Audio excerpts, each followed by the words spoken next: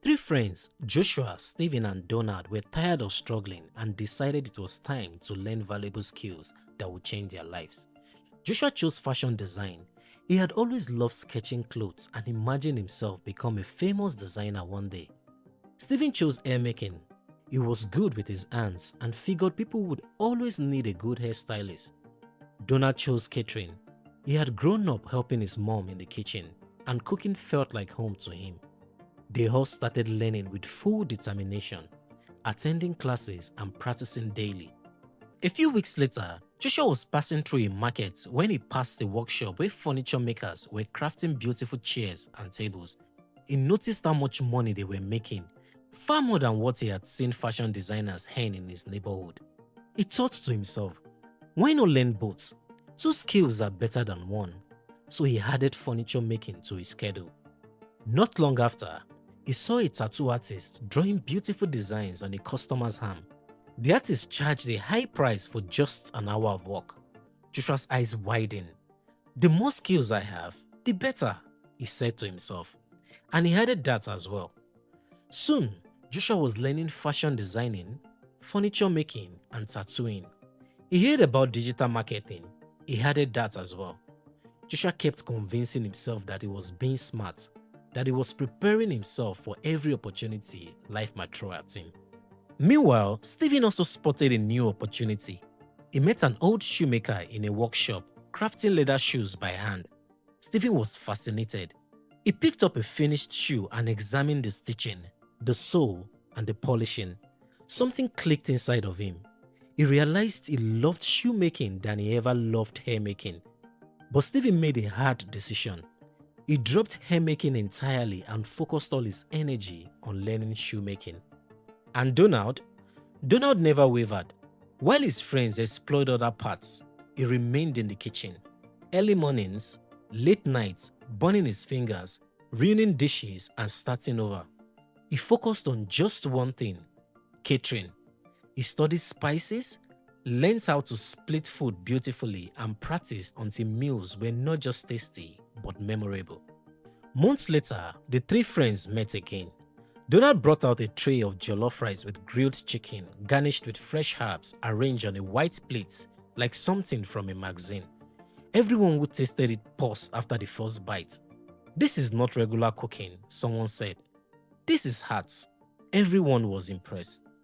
Stephen opened a box and revealed 3 pairs of shoes: leather loafers, sturdy boots, and a sleeky pair of sneakers.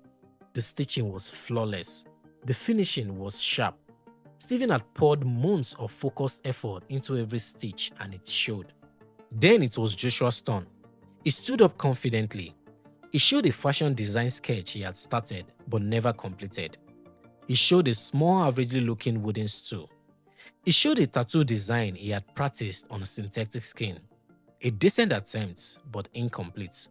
He mentioned event decoration and digital marketing, but he had no portfolio to prove his skill. The silence that followed was heavy. Joshua realized at that moment what had happened. He had learned many things, but had nothing to show. He had eaten a bit of everything, but could not boast of one thing. So let's look at what happened to Joshua.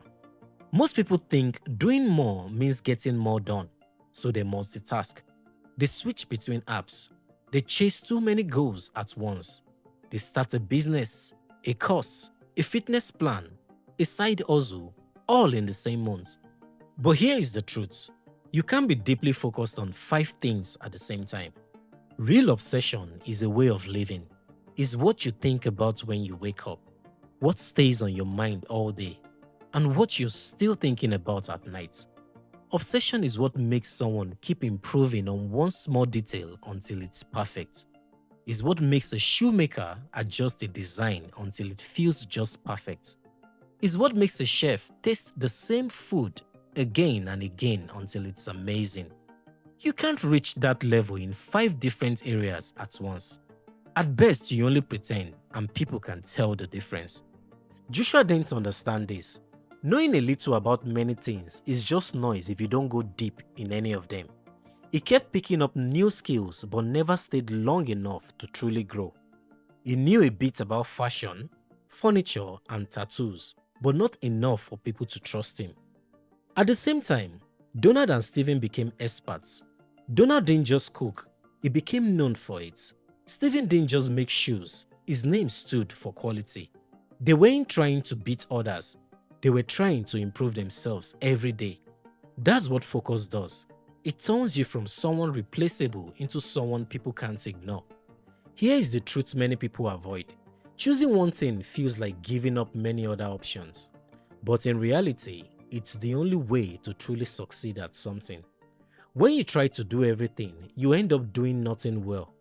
When you focus, you say no to most things, and that one yes becomes powerful enough to open new doors. Joshua's problem wasn't curiosity. Being curious is good. His mistake was thinking that learning many things meant success. It doesn't. What matters is how deeply you master one important thing. Successful people understand this. People are known for depth, not for doing many things. You don't build a strong reputation by being average at 10 things. You build it by being excellent at one. When something important is at stake, people don't look for someone who can do a bit of everything. They look for a specialist, someone who has spent time, made mistakes, learned and improved. So instead of asking, what else can I do? Ask yourself, what will I fully commit to?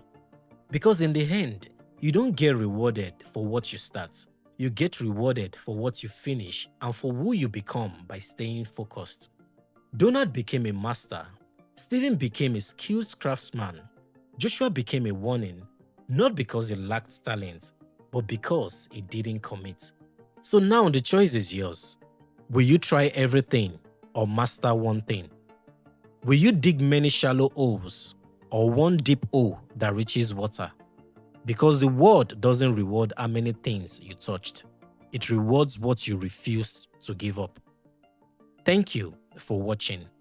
Don't forget to like and subscribe for more simple lessons about life and growth. See you in the next video.